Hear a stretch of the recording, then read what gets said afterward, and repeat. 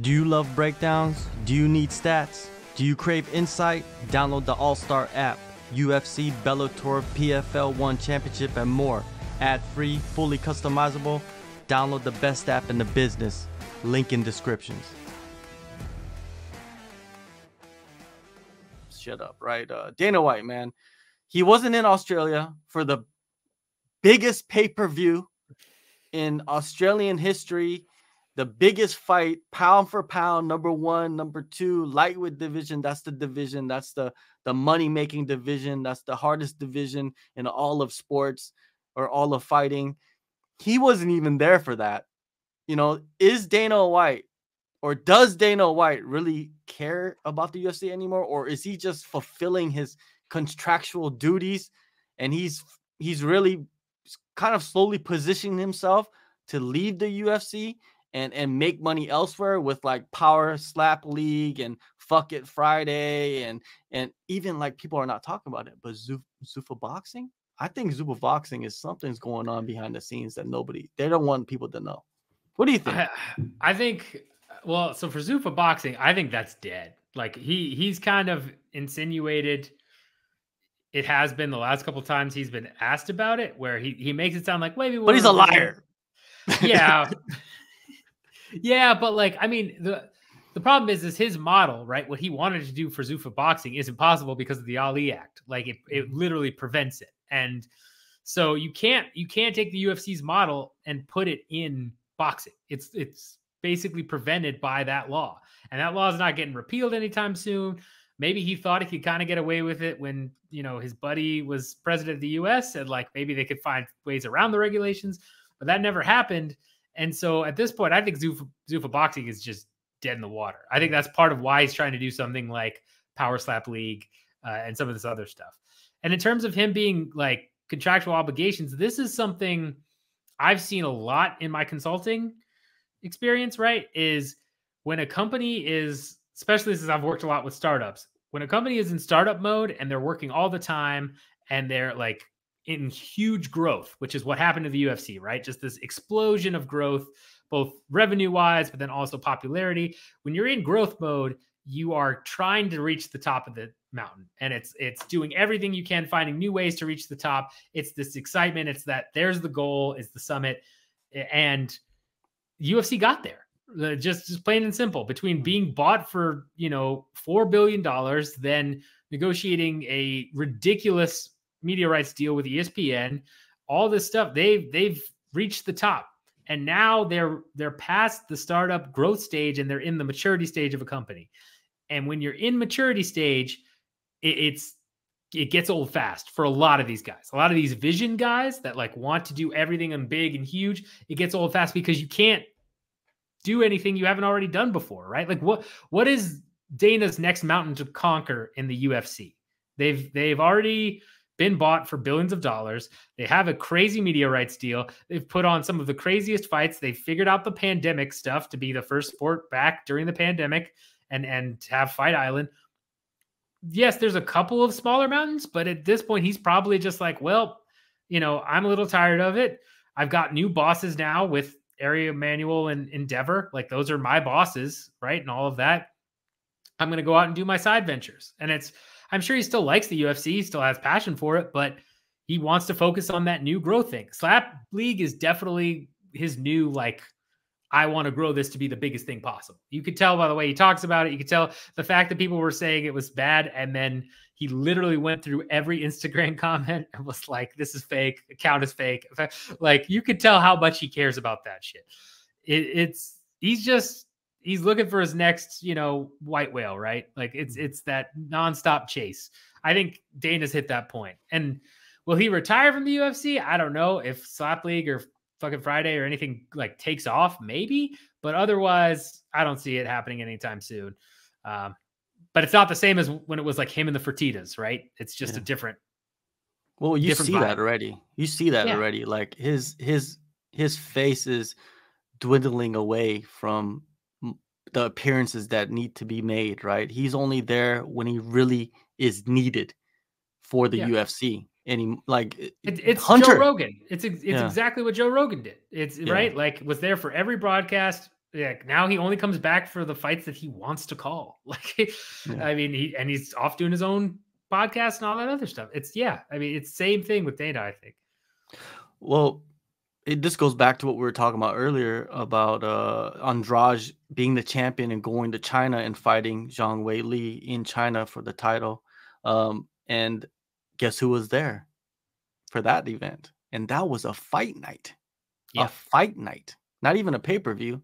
Guess who Right. was there? Doing media. And most likely, like you said, meeting, like signing that big contract, that TV deal. He was probably in the conference room because his face, he needed to be there. He needed to negotiate. And those are the spots where Dana White needs to be. And I think from now moving on, you're going to see more of Hunter traveling the world. And they have regional reps, right? Like there's one for Asia, there's one for Australia. Those guys are going to be coming out a little bit more into the forefront. Hunter will be there kind of behind the scenes, overseeing things more. And you hear his name coming out a lot more with the fighters as well, like him dealing with the fighters and negotiating and whatnot. Yeah, I think Dana White, he's in Korea. There's a term called Pajisajang. And what that means is like, you're just the face. You don't really control anything anymore. You just say what needs to be said and you just move the pieces where they need to be moved. But really, you're not the guy anymore. And I think that's what's happening with Dana White. He's just like, yeah, I'll just go with the flow. You're paying me this amount of millions a year to say this and then and do this media obligation and I go home and I don't have to deal with all the other bullshit. Hunter can deal with that. You know what I mean? The matchmakers can deal with that. We have meetings on like once a week and we talk about shit. And I film my little social media ads for the UFC, right? If you don't know, now you know, right? That bullshit. But yeah, like I see that in Dana White, right? And I see that and do I want Dana White to leave his position? I really don't care because like to me, if the UFC has Dana White or not, I'm still gonna watch the UFC. Right. It doesn't matter with Dana White. It doesn't. Like to me, it's to the point. It's like, if he's there, he's there. If he's not, he's not. Who cares? You know, I think people put too much stock into it. Well, I mean, it's interesting, right? Like because he essentially he's president of the UFC, right? And this is what happens a lot with presidents or chairmen of a particular division. Like, you know, the I won't go too much into it, but Disney just had a huge activist investor fight going on between this guy who wanted to like see more cost cutting and then the chairman of Marvel, who you've never heard of, some guy you've never heard of, who really just doesn't do much with it. But he's like the chairman, right? He's like part of the face. He's part of and he's a large shareholder, so they keep him around. Like Dana is much more face of everything, like you're saying, than he probably is doing behind the scenes. Like Hunter has been dealing with the fighters for a long time now, and matchmaking, right? He's got Sean and Mick. Like I feel like Dana does certain obligations, like you talk about, and that's and things he wants to deal with, and then otherwise, yeah, he's got Contender Series, he's got Slap Fight. Like these are his pet projects he wants to be a part of. But the interesting thing as to why they keep extending him and why they want to bring him around is because you and I are going to watch the UFC no matter what, right? That's just going to happen. But the casual fan, right? They want to have a consistent face and brand that is part of that. And I mean, it's not a big shock that like he, you know, did the he spoke at the Republican National Convention twice when Trump was running for president. He, you know, has been a face of multiple things. They tried to, before his domestic violence stuff, it was Dana White's Power Slap League, just like it's Dana White's Contender Series. He is a known brand face that they want to keep because they're worried if he goes away, right, who replaces him and could it affect the casual viewer? Maybe, maybe not. Who knows? But it gets into a Vince McMahon BS with wrestling, right? Like everyone was so afraid that if Vince McMahon leaves, there was a whole side note in their filings, the WWE's filings, is that when Vince McMahon retires, it's a huge risk to the share price. And he went away and it's been fine. Like it's just, you know, companies get latched onto that idea that this person is so important and so consistent, we can't move them and they don't want to rock the boat. and Endeavor doesn't like right now while interest rates are rising, right? If interest rates were going down again, they might be more willing to try it, but they have so much debt they have to pay off. They don't want to lose any amount of money. Yeah, and everybody's about chasing the clout, and Dana White has a lot of clout. You know what I mean? That's what it's about. And you know, you got the Nelk boys, and you got all these like social media personalities, Jake Paul, and you know, him feuding with Jake Paul. Dana White probably doesn't really even care about it, but he just does it because it draws attention to the UFC. And then he goes and does a deal with Logan Paul and his drink brand, and now they got the Prime deal with them and KSI, and these are all like different demographics pulled in, I think, really because of Dana White. It's yes, the UFC, but Dana White is the one that's making the phone calls and bringing these guys in and getting the best deals. Because I think that's one thing Dana White's good at, is getting the best deals, and there's nobody in the UFC that can do that for him. Nobody. Maybe. I mean, that's the thing. I don't know how much he's actually involved in some of these deals, right? Like if you go back to what we know from the antitrust lawsuit, like, and they talk about some of the fighter negotiations for pay between managers and the UFC, it was Joe Silva doing most of the negotiations. Like Dana was there for like some of the bigger ones, but like Joe Silva was the one actually saying like, let's do this, whatever. And you know, the Fertitas were the ones negotiating. Like when they talk about Conor not going to UFC 200 and all this stuff, Fertitas were the ones that were like really trying to push certain things.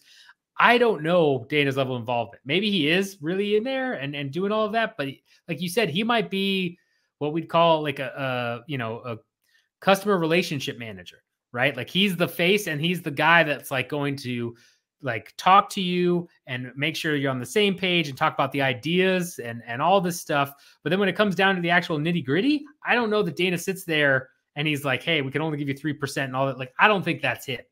I think that's probably Hunter and then a couple other people. Maybe it is him to an extent, but I think he gets told those numbers too, right? I think he's the face of the negotiations. He doesn't strike me as a guy that get them in the door. Get them in the conference room. Dana White can do that, right? And I think there's nobody in the UFC that's able to do that for them. And I feel like that's his job, or that's what he's good at, and that's what they want to use him for. Because at the end of the day, he's an employee, right? You know what I mean? He's an employee, so they gotta use his strengths, and then he also gets time to work on his side projects and make tons of money. And one thing about people, you don't just get rich and decide, oh, I'm just going to retire. That doesn't happen to everybody. And most people don't do that. They get rich and they continue working. Like there's no stopping. Like you're working on something, right? It's not just to become more rich, but you're working on something. You just don't stop and say, oh, I'm just going to stay at home every day and wake up. Like if you look at things of like people in the past that have done that, they end up dying like real quick because there's no purpose. You know what I mean? Once you get to a certain age. And even that that health thing, you know, that Dana White's promoting nowadays. Like you found out later that he's part steroids, like investor.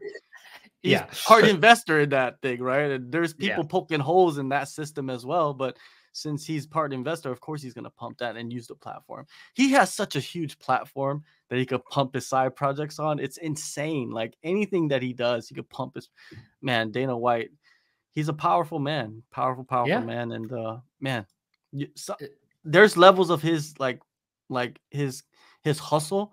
You got to respect so much because he came from like basically a cardio kickboxing instructor to what he is now in a 20-something year span. And it's just like, he's a unicorn in that business. Yes. Basically, he's a unicorn in that business. He's a walking unicorn. Yeah, no, you got to respect his hustle and his business savvy to get to where he's been, right? Like, I mean, if you even, man, 3 years ago, 3 or 4 years ago, imagine somebody saying like, hey, Dana White's going to have a power slap league on TBS and TNT. Like, are you kidding me? There's no way. But yeah, I mean, he's come a long way, especially for where he started. And you got to respect it from a business perspective. Yeah, you got to respect it for sure.